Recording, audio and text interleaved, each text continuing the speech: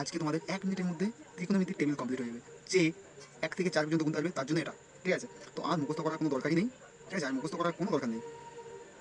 তো মুখস্থ করার জন্য কম দরকার নেই, তাহলে চলো 1 থেকে 4 পর্যন্ত গণাই হোক। প্রথমে একের আগে আছে 0, 1, 2, 3, 4, মোট আমি 4 পর্যন্ত লিখলাম। তো এবার প্রত্যেকটাকে আমি 4 দিয়ে ভাগ করে দিলাম, ঠিক আছে? প্রত্যেকটাকে 4 করে একটা স্টেপ 4 দিয়ে ভাগ করছি, হ্যাঁ 4 দিয়ে ভাগ করছি, 4 দিয়ে ভাগ করছি। এবার দেখো প্রত্যেকটাকে আমি রুট করলাম, প্রত্যেকটাকে রুট, যেটা আমি এখানে লিখে রেখেছি আগে থেকে, হ্যাঁ? তো এই দেখো 0/4 মানে 0, যে 0/4 0, আর 0√0, অর্থাৎ সাইন 0 ডিগ্রি মান 0 ডিগ্রি। এবার 1 এর রুট কত? 1 এর রুট 1, 4 এর রুট 2, তো সাইন 31 হাফ। এবার এখানে দেখো এটা কাটে, এটা কাটে, উপর থেকে 1, নিচে থেকে 2, তো 1 এর রুট 1, 2 এর রুট রুট 2, আর এখানে দেখো 3 এর রুট রুট 3, 4 এর রুট 2, আর এটা কাটবে, দেখো কাটে 1 থেকে 1 এর রুট 1। বা এটাকে জাস্ট উল্টো করে ঘুরিয়ে লিখবো, যেমন 1 √3/2 1/√2, তারপরে তোমাকে 1/2 0, ঠিক আছে? এবার tan মানে দেখো আমি লিখে রেখেছি, tan মানে কি? tan মানে আমি লিখে রেখেছি 0 মানে tan 0 ডিগ্রি মানে সাইন 0/cos 0, হ্যাঁ 0। tan 0 কত হবে? 0/1, অর্থাৎ 0। হাফ ডিভাইডেড বাই √3/2, তাহলে কত হবে? 1/√3। এটা কত হবে? এটা দেখো টোটালটাই কাটে, কেটে আসবে 1, ঠিক আছে? এটা আসবে 2 নিচে নিচে কাটবে, কোথায় থাকবে?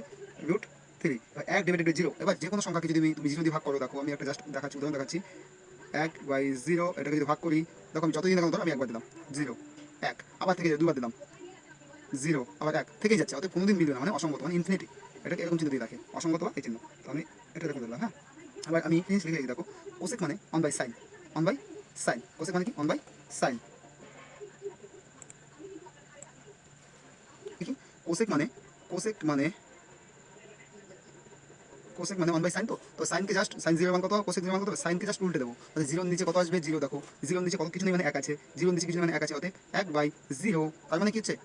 অসঙ্গত। তাহলে এটা হচ্ছে তোমার কি? অসঙ্গত, এটা অসঙ্গত হচ্ছে, হ্যাঁ? তাহলে এটা দেখো, এটাকে উল্টে দেবো, হাফ করে দেবো, হাফ করে উল্টে দেবো, কত?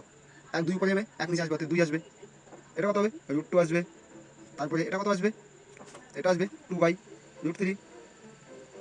এটা কত আসবে? 1 এর উল্টা 1। জাস্ট এটাকে তুমি এবার উল্টা করে ঘুরিয়ে যদি দেখি, তাহলে এটা চলে আসবে 1, 2/√3, তারপরে কত? √2, তারপরে 2, তারপরে ইনফিনিটি। এবার কট মানে কি?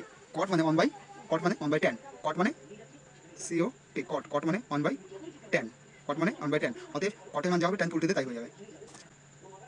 কট 0 এর মান হবে গিয়ে, কট 0 এর মান হবে গিয়ে tan এর 0 উল্টা, tan 0 উল্টা, ঠিক আছে? tan 0 উল্টা কত?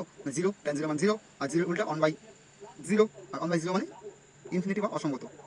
বাস এটা এখানে হবে অসঙ্গত, আর বাদ বাকিগুলো আশা করি তোমরা পারবে।